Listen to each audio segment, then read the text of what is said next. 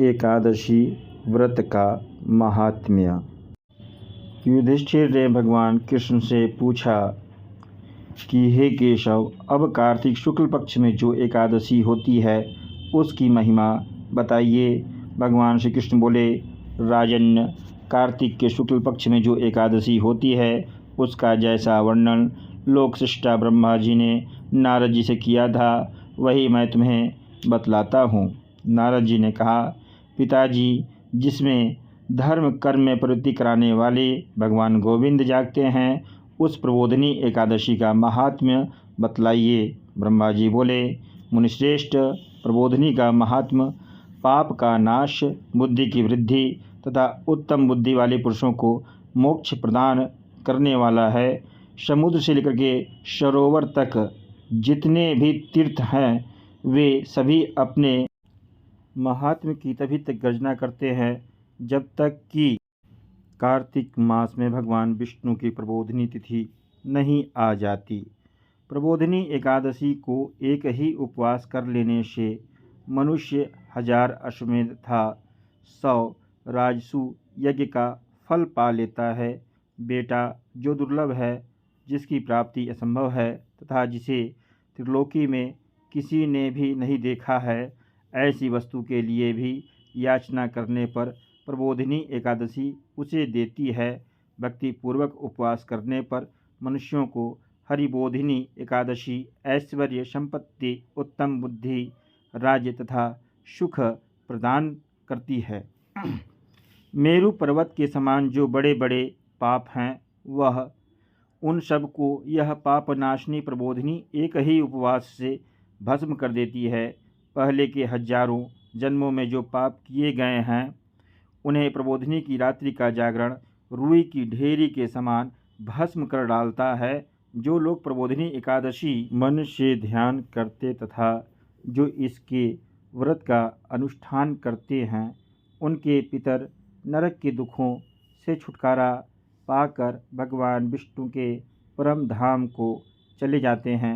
ब्राह्मण अश्वमेध आदि यज्ञों से भी जिस फल की प्राप्ति कठिन है वह प्रबोधिनी एकादशी को जागरण करने से अनायास ही मिल जाता है। संपूर्ण तीर्थों में नहाकर स्वर्ण और पृथ्वी दान करने से जो फल मिलता है वह श्री हरि के निमित्त जागरण करने मात्र से मनुष्य प्राप्त कर लेता है। जैसे मनुष्यों के लिए मृत्यु अनिवार्य है उसी प्रकार धन संपत्ति मात्र भी क्षणभंगुर है, ऐसा समझकर एकादशी का व्रत करना चाहिए। तीनों लोकों में जो कोई भी तीर्थ संभव है वे सब प्रबोधिनी एकादशी का व्रत करने वाले मनुष्य के घर में मौजूद रहते हैं।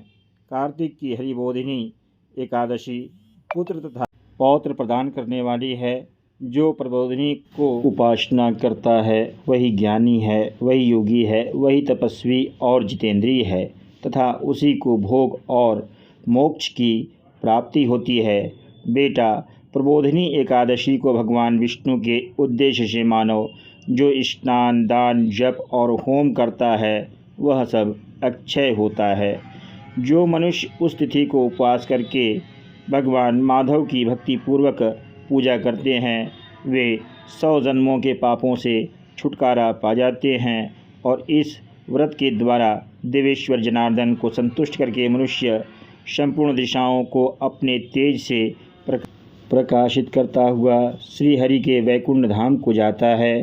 प्रबोधिनी को पूजित होने पर भगवान गोविंद मनुष्य के बचपन, जवानी और बुढ़ापे में किए हुए 100 जन्मों के पापों को चाहे वे अधिक हो या कम हो धो डालते हैं।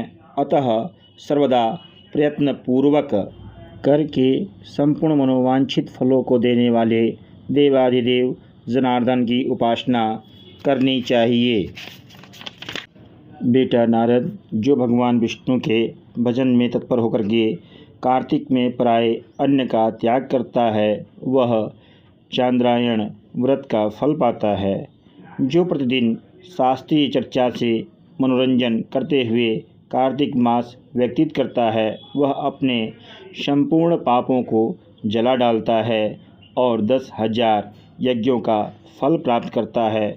कार्तिक में शास्त्रीय कथा के कहने सुनने से भगवान मधुसूदन को जैसा संतोष होता है, वैसा उन्हें यज्ञ, दान अथवा जप आदि से भी नहीं होता।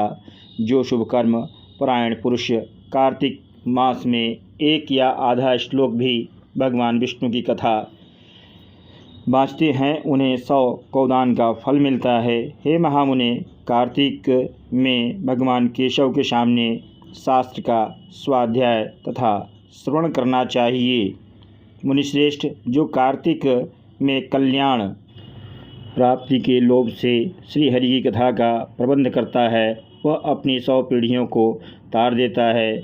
जो मनुष्य सदा नियम पूर्वक कार्तिक में भगवान विष्णु की कथा सुनता है, उसे सहस्त्र गौदान का फल मिलता है। जो प्रबोधनी एकादशी के दिन श्री विष्णु की कथा श्रवण करता है, उसे 7 दीपों से युक्त पृथ्वी दान करने का फल प्राप्त होता है। मुनिश्रेष्ठ, जो भगवान विष्णु की कथा सुन के अपने शक्ति के अनुसार कथावाचकों की पूजा करते हैं, उन्हें अक्षय लोक की प्राप्ति होती है। नारद, जो मनुष्य कार्तिक मास में भगवत संबंधित गीत और शास्त्र विनोद के द्वारा समय बिताता है, उसकी पुनरावृत्ति मैंने नहीं देखी है। मुने, जो पुण्यात्मा पुरुष भगवान के समक्ष गान, नृत्य, वाद्य और श्री विष्णु की कथा करता है, वह तीनों लोकों के ऊपर विराजमान होता है। मुनिश्रेष्ठ, कार्तिक की प्रबोधि एकादशी के दिन बहुत से फल फूल, कपूर, अर्गज्जा और कुमकुम के द्वारा श्री हरि की पूजा करनी चाहिए। एकादशी आने पर धन की कंजूसी नहीं करनी चाहिए, क्योंकि उस दिन दान आदि करने से असंख्य पुण्य की प्राप्ति होती है।